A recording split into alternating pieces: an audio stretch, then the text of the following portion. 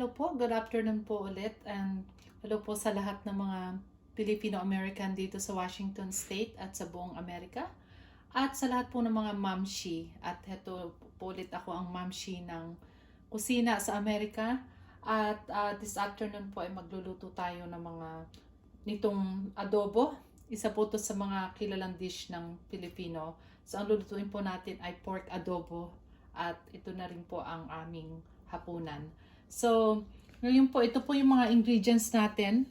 Meron po tayong garlic. Ito po ay 2 tablespoon of garlic na nakat ko na po siya, minced na siya.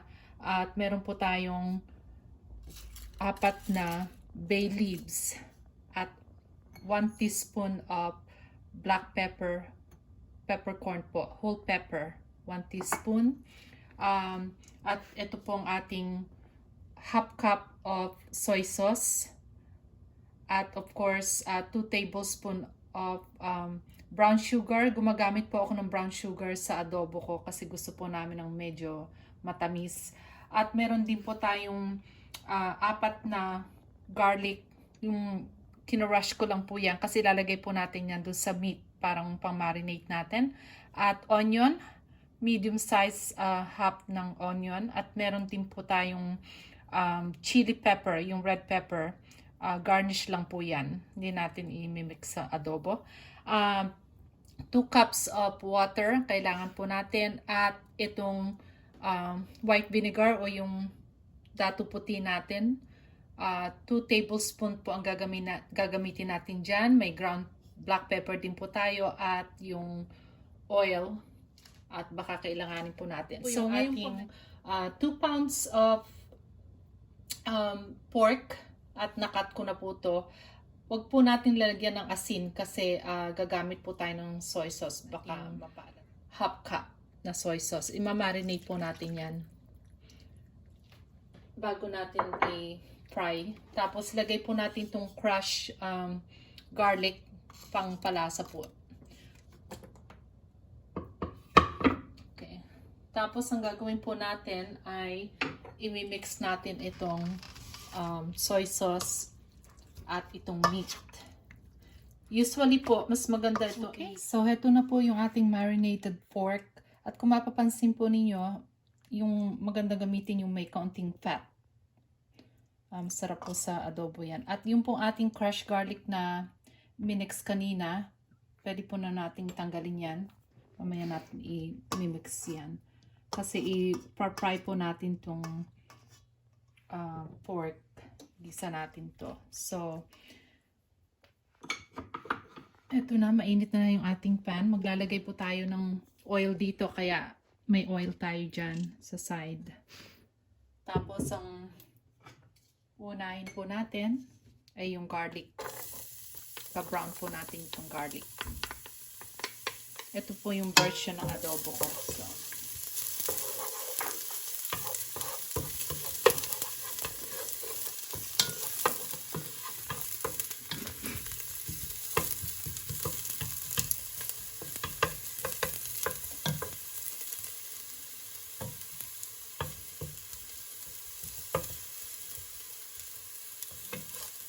light brown lang po to.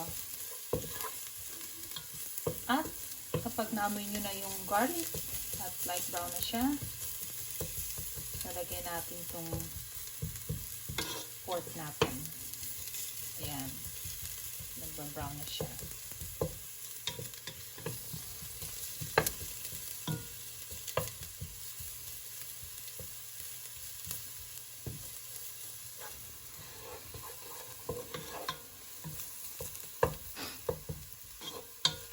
Okay, pwede na po to. Ilalagay natin lahat to. Yung marinated natin.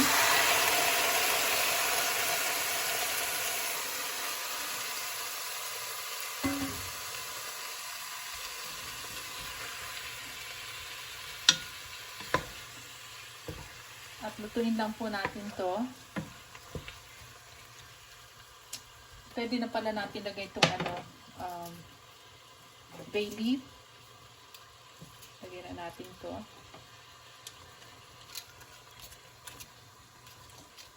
At yung ating peppercorn. Pwede nating i-mix yan. Pagkatapos, pa natin.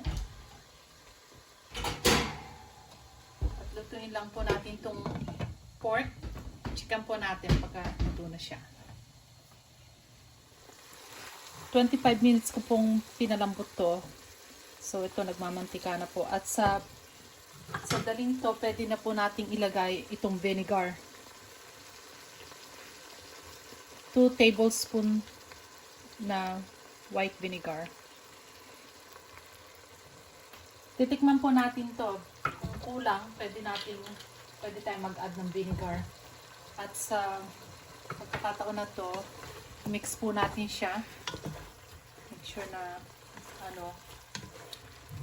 At habang niluluto ko po ito kanina, chinecheckan ko po siya paminsan-minsan. Make sure na bantayan niyo po kasi baka masunog. Ayan, kita nyo, nagmamantika na siya. Ngayon, tikman po natin. Taas natin ng konti itong heat. Tikman na natin kung tama ang ang asim at yung alat.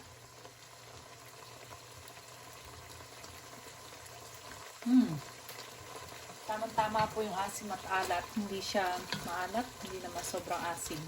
Ngayon, pwede po tayo mag-add ng konting vinegar dito kung gusto niyo na maasim yung adobo ninyo. Ang alat po ay tama na yon. Hindi na po tayo mag-add ng soy sauce. Ngayon, nilagay na natin yung vinegar. Lagay po natin itong 2 tablespoon na brown sugar. Ito po yung nagpapabalance doon sa alat at asim niya. Nilalagyan ko po ng sugar ang aking adobo. Masarap po ang may sugar. At ngayon, ilagay po natin itong babalik natin itong crushed garlic na ginamit natin sa marinated natin kanina. Ayan. Ang gusto po namin sa adobo ay yung kukunti ang sabaw. Ayaw po ng daming sabaw na adobo.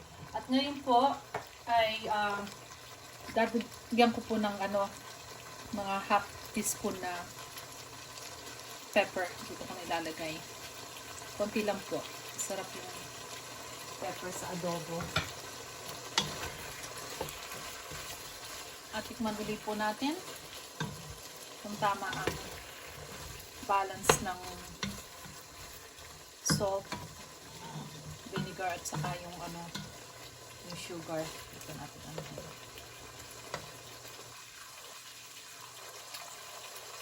Ayan. Ang sarap. Sarap po to. At saka yung pork niya, luto na po to. Tinikman ko kanina. Ayan Ganda. Ngayon pwede na po natin ilagay itong onion. Naglalagay din po ako ng onion dito sa ating adobo. Konting onion lang. Hindi naman masyadong plain itong ating adobo. At ilagay na rin po natin itong ating chili pepper o yung ating Thai pepper. Pang garnish lang po yan. Yan. Para magandang tingnan yung ating adobo. Diba? At ito po palang water na kanina kasi yung iba po sa atin gusto ng may sabaw yung ating adobo.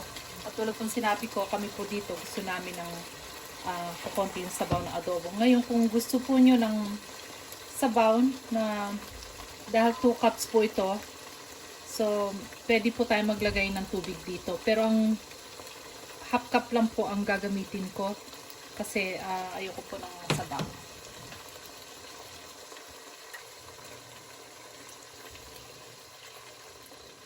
Yan, mga half cup lang po ang ginamit ko dito. At okay na po itong ating adobo. I-mix ko pa lang ulit ng konti. At i-plating po natin ito. Lagay natin sa gandang presentation. Ayan na po yung chili pepper. At ito po, after 5 minutes, ayan, ready na siya. I-plating po natin ito. At kung nagustuhan niyo po itong aking menu, itong lutong bahay ko, simple lang po ito, pero masarap.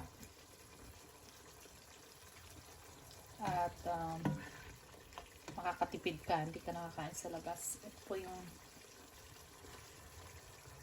chili pepper. Ayan.